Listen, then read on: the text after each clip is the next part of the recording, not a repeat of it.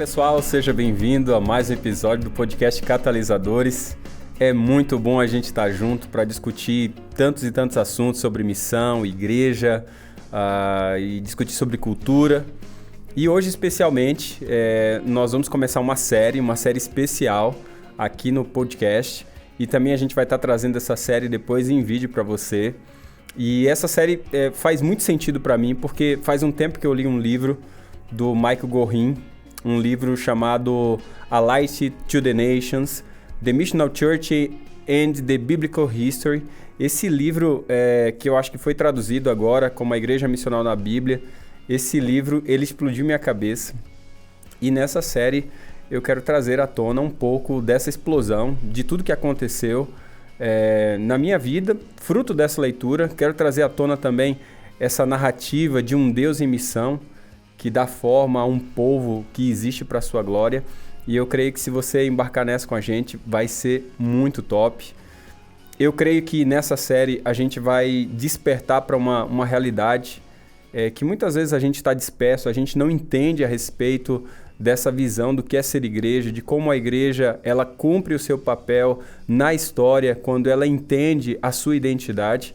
E, é claro, falando disso, analisar a identidade missional da igreja, seguindo as pegadas do seu papel na história bíblica, isso é fundamental para a gente entender a razão do porquê a gente congrega, do porquê que a gente existe como povo.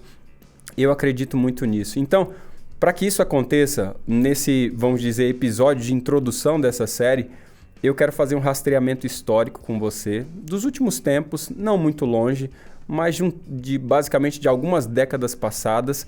Eu quero, quem sabe, voltar aí ao movimento de contracultura dos anos 60 e 70. Você sabe, foi um período onde uma massa de gente que começou a manifestar em sua vida esse idealismo pela paz, a justiça. Eles ansiavam isso, o fim da guerra. Desde 1945 a gente vai entender que vai passar por esse processo, né? As pessoas estão ansiando por uma nova vida, visto que a Segunda Guerra Mundial deixaram marcas terríveis sobre as pessoas. E muitas dessas pessoas da década de 60 para cá são pessoas que imaginavam um mundo sem guerra, sem injustiça, sem contenda, miséria, desigualdade, sem ruína, sem dor. De fato, foi uma geração que estava buscando por voz, clamando por fraternidade dos seres humanos como um todo. E a ideia era que todas as barreiras ao Shalom seriam então agora removidas, né? Esse Shalom, essa paz.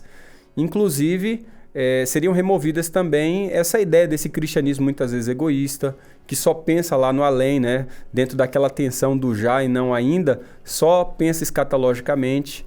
E também, de certa forma, havia essa ideia de remover muitas das questões relacionadas com religiões que promovem ou muitas vezes sancionam violência, ou nações que sacrificam bilhões de dólares em armas, né, ao seu ídolo da segurança muitas vezes garantida.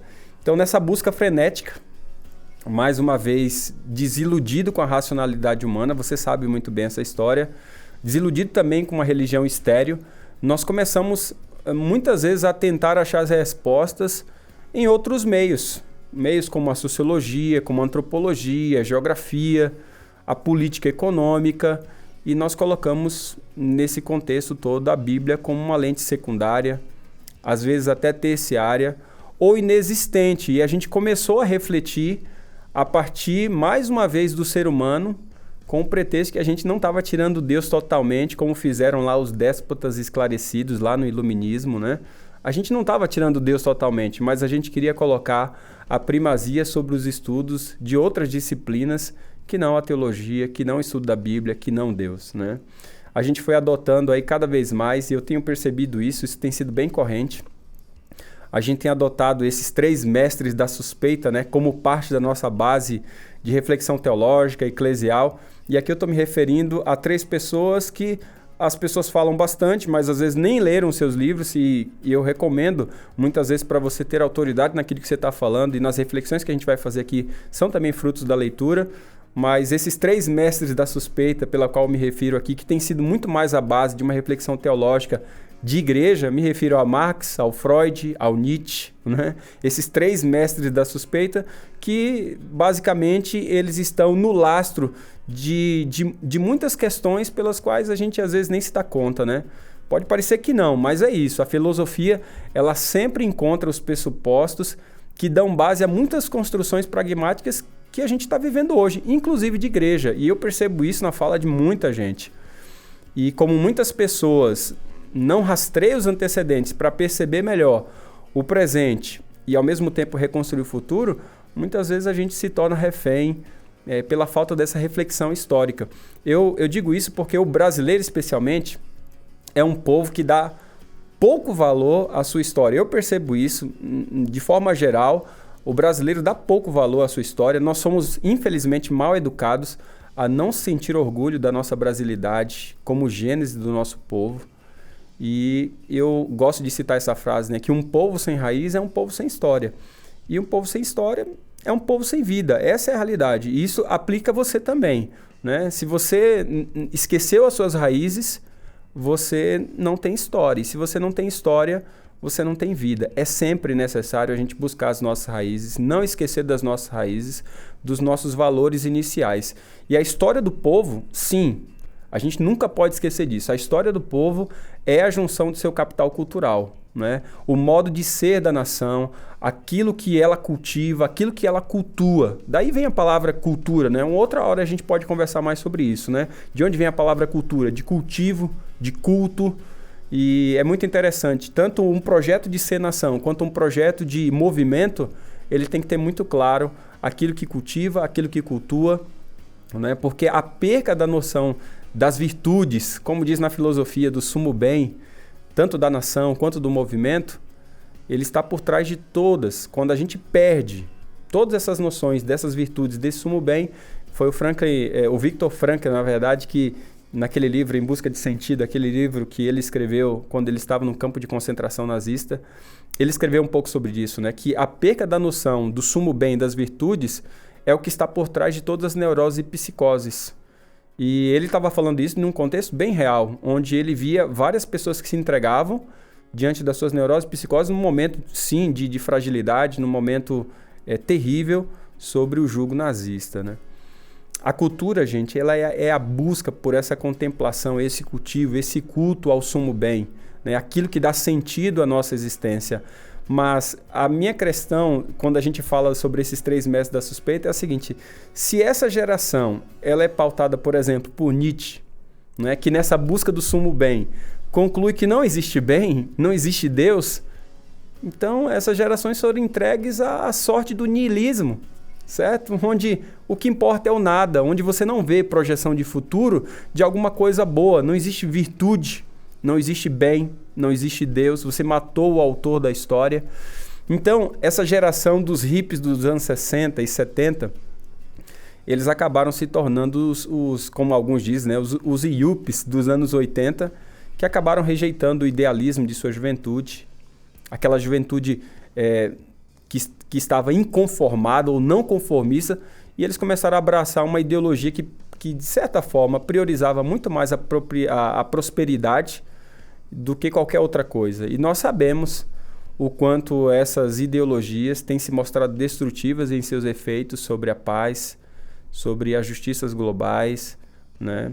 E o problema é que a injustiça, o egoísmo, eles são profundamente arraigados lá no íntimo do nosso coração humano, né? Os membros da jovem comunidade contracultural, lá de 4 ou 5 décadas atrás, eles não conseguiram incorporar aquela sonhada mudança, porque apesar de todas as suas boas intenções, né, a ganância e a ruína que eles abominavam estavam profundamente enraizados em seus próprios corações, quanto naquelas estruturas, instituições religiosas ou militares ou políticas, como a gente costuma dizer, o establishment, como eles tanto repudiavam nisso, nessas instituições, estava também dentro do seu coração. Talvez esse seja o maior pecado: quando a gente tira Deus da jogada, a gente tira também a noção do pecado.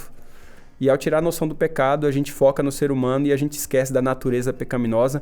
Consequentemente, apesar de toda a sua percepção dos perigos da cosmovisão científica convencional, que havia moldado basicamente essa tecnocracia ocidental, o movimento contracultural da segunda metade do século XX, ele não foi, e também eu acredito, não poderia ser a vanguarda de uma nova humanidade que adotasse a paz, a justiça verdadeira, né?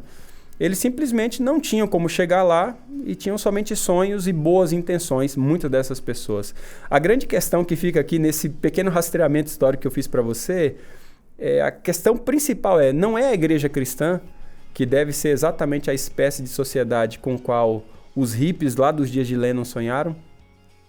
Quando a gente olha os desfiles dos falsos messias seculares durante os últimos séculos aí, as pessoas colocando tudo, toda a sua vida, depositando todas as esperanças na ciência, na tecnologia, na educação, na políticas, diversas políticas liberais, mesmo no socialismo, entre outros, e percebe que isso não proporcionou o mundo dourado prometido lá no século XVIII. Portanto, agora a gente tem que começar a pensar que, dentro desse contexto, muitas pessoas no nosso mundo, eles deixaram de sonhar. Muito por causa daqueles 3 mestres da suspeita lá, né? Principalmente por causa de Nietzsche, né? Deixaram de sonhar ou esperar por um mundo melhor, apesar da insistência de Lennon, né? Se você pegar um trechinho lá da música dele, tem uma parte que ele pede pra gente não desistir, né? É fácil se você tentar. Lennon estava realmente certo a respeito de uma coisa, eu creio. Pelo menos a respeito de uma coisa ele estava bem certo.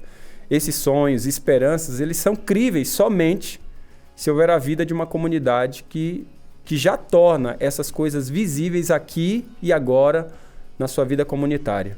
Não esquecendo do ainda não, do além, da escatologia, mas antecipa essa realidade do além para o nosso dia a dia, para a nossa vida agora. É precisamente por isso que eu quero começar essa série com você. É por isso que a eclesiologia, a igreja, é tão importante. Deus fez a promessa, gente, no início da história bíblica, de que Ele criaria exatamente esse mundo novo. Ele escolheu e formou uma comunidade para encarnar sua obra de cura no meio da história humana. Deveria ser um povo, essa nação de sacerdotes, o povo santo de Deus, deveria ser um povo que realmente pudesse dizer: eu espero que um dia você se junte a nós. Por quê? Porque a gente manifesta o conhecimento de Deus, a alegria, a retidão, a justiça, a paz desse novo mundo que um dia encheria a terra.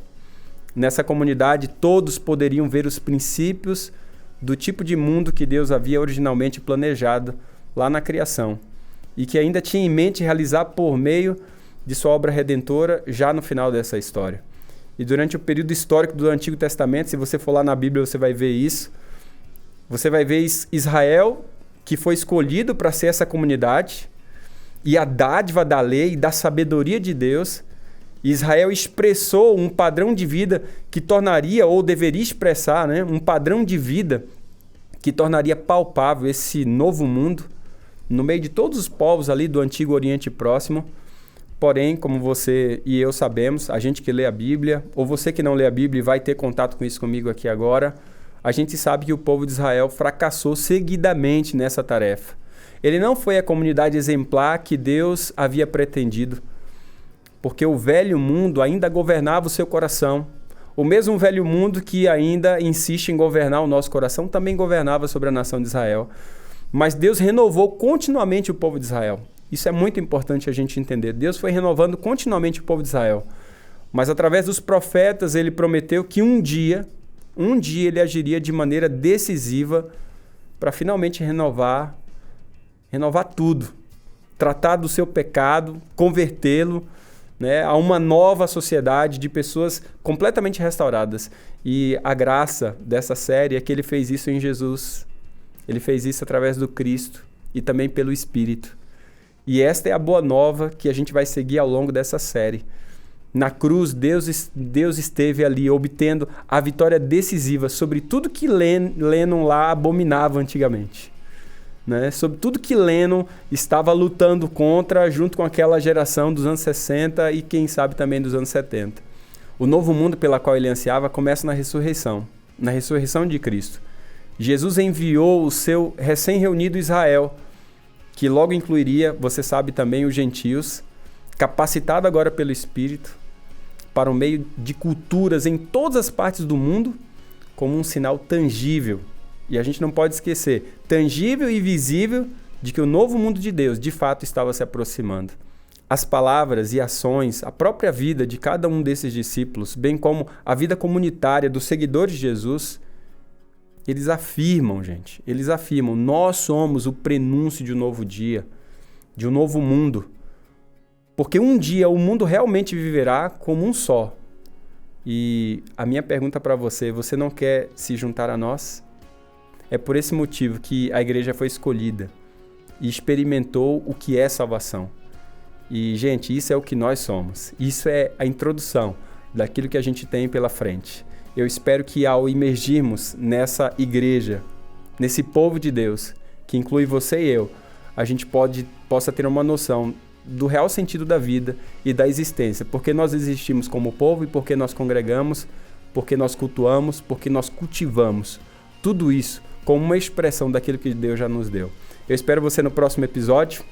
Se isso foi legal para você, se isso fez sentido, compartilha com um amigo, compartilha com alguém que você gosta e eu tenho certeza que essa nossa trajetória levará você a uma caminhada de profundo crescimento na sua caminhada com Deus e no entendimento do propósito que Deus tem, tanto para você quanto para a sua igreja. Eu acredito muito nisso. A gente se vê no próximo episódio. Um grande abraço e até lá.